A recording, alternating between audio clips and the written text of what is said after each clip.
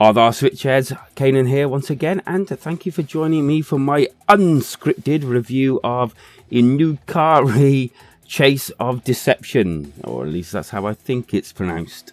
And unscripted is basically when I get time to record and play the actual game, but don't necessarily have time to write a script because of other commitments. But don't worry, I'll still be as critical as normal and obviously give you my impressions and a score at the end. And lastly, if you're enjoying my content, why not subscribe for my latest weekly reviews and sales videos? Let's do this. Okay, so let's start with that story, shall we? In kind of a nutshell, you are like a deity and people worship you, and alongside other deities as well, this has actually got less and less, to such a degree you're actually wondering what your worth is anymore. But there is one person that is actually asking for help, as the world is kind of gone to shit, and well, basically you need to find this person, free all the animals that have kind of like been taken over by this almost like oily, gooey stuff that's forcing them to do things they don't want to, like attack people and you. And within all of this, save the world. Okay, so where's that leave us? Well, Inukari is basically a platformer at heart. And when I say it's a platformer, I mean it's pretty darn heavy on the platforming, even though it does obviously have your slashy bits and some precise aiming and also some shirking. Right then, so you have the left and right type thing. You have a jump, which you can jump actually quite, to be fair, high. As you can see, you can also cling to the walls, which is also handy for getting higher. But for some reason you have to kind of like touch the wall for a certain amount of time, otherwise you won't actually cling to it, which is odd. Then you've got your slashy on, which is great because then you can do things like that. And then you got this other one where you can go backwards, which is, I don't know, it's a bit weird. I know what it's for, it's to like avoid things coming towards you, but I have to admit you don't use it that much, so it's almost pointless in the actual game, almost put there just to give you something different, I guess. Oh, it's feather shirkins. The controls of the game weren't too bad, they weren't very complicated obviously, and yeah, I thought they worked quite well for what they were, but I actually felt like when I was trying to speed through levels, it kind of like worked a lot better. As when I kind of slowed down and took my time, it kind of like showed a few cracks in its efficiency. You know, you would miss some jumps because it wasn't responsive enough, but for some reason when I was just going through really quickly, it kind of worked a bit better.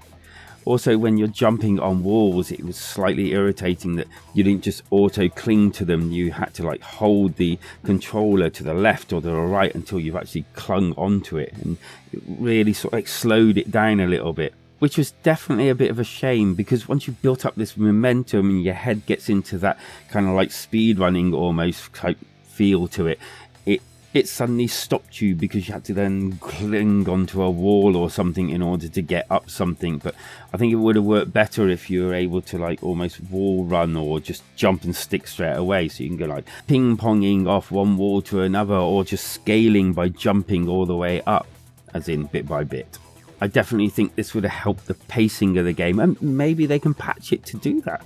I did, however, feel that there was a good few different like creatures in the game, all of which you have to like take this goo off, as I mentioned earlier.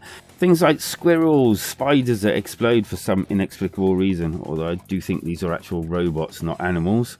Rabbits, and even a deer or two or three or four. Presumably this one needs doing just before Christmas for obvious reasons. So the actual creatures are covered with some kind of oil thing, I guess, and they're innocent creatures, so you need to free them just like that. And see, oh, little squirrel, I think it's a squirrel anyway. And these creatures come in different sizes, as in squirrels, there's some stags, some frogs that shoot things at you, that annoying spider thing that when you hit it, it actually explodes, which is weird. And you know, you got bats and all sorts here, which are, you know, the variety is okay. I mean, you get that thing that you have to duck out of the way as well. The game is actually split up into sections, and you kind of like have a sort of map. Yay, a sort of map.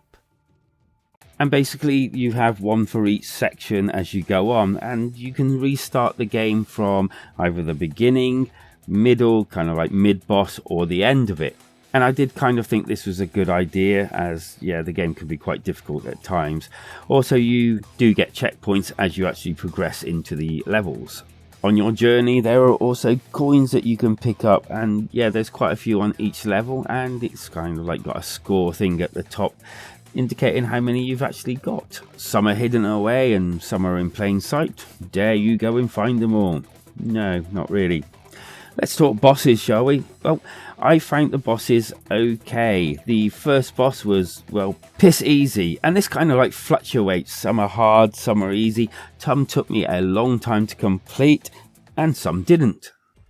Well, I'm happy to say, whilst the first boss was a little bit lackluster, this one seems to have a bit more flight under its wings, and seems a little bit more difficult. I think I can work it out. Obviously it's going to be, oh shoot, another work out the patterns, like most of these type of games. Oh, so yeah, it's just working out the pattern. Once you've done that, it's just knocking its health down. I'll also mention that on one of the actual bosses, I wanted to pause the game to do something, and when I came back, it had locked the game up. I had to like restart and everything, because literally the screen wouldn't do a thing. I couldn't move anything. I basically couldn't get off that pause menu, which was rather annoying. Graphically, I believe this is pixel art, and yeah, it looks alright. Very retro, very, well, it does what it needs to be doing quite well. Sound wise, it's pretty basic. It does have some environmental sounds, and the music is, well, just okay. I only turned it down a little bit, although I did find a little bug here and there when the creature had died, especially the one that projects something at you, and basically its sound is still going. A bit weird, but that's what it was. The good. It's got a story with a message in it. I enjoyed the gameplay as a whole, and it does look quite nice. The bad. Controls can be a little hit and miss sometimes. A little too simple sometimes. Bosses can be, but not always, a bit hit and miss, easy, hard. Can get a little samey, and that chat problem that I mentioned before, and also that one crash. Even though my time in Inukari was a bit up and down, I did kind of enjoy myself as a whole. It wasn't the worst game I've ever played, it wasn't the best game I've ever played. It was kind of like edging in that average, middle of the line type, well, place. And for that, I'm going to give it a 3 out of 5. A not too bad game. One that I don't think you're going to be entirely disappointed you played and spent money on. But if you're kind of on the fence, maybe wait for a sale. And now, before I get to my alternative, why not hit that like and subscribe button for future content.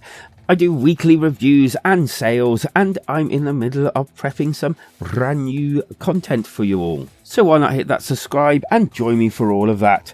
And that alternative, well, I'm going to say Wife Quest.